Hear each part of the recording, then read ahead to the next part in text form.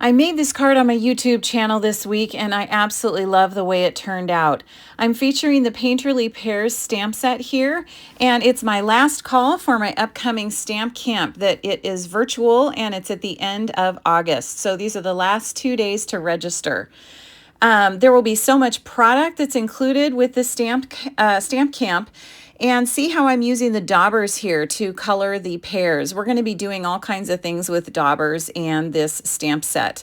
We're also going to be using the beautiful paper, and I love this fun fold card. It's super, super easy, but it features one of the layouts of the paper pack that's kind of all around the edges.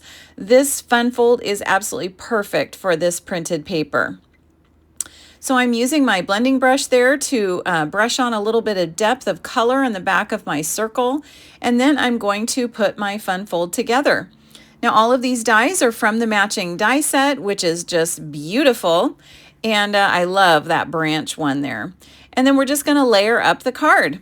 So we're going to use some of the ribbon that goes with the suite, as well as the gems. All of that is included in the stamp camp, and it's just going to be a really fun time. So go to madetocreatewithlisa.com and you can register for the stamp camp.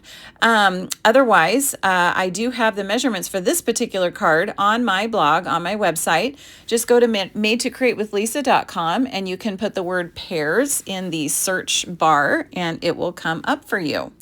Look at these gems. They're completely flat, so they don't add any bumps to your cards when you put them in the mail. I love that because I've been getting dinged lately for extra postage and it's so expensive.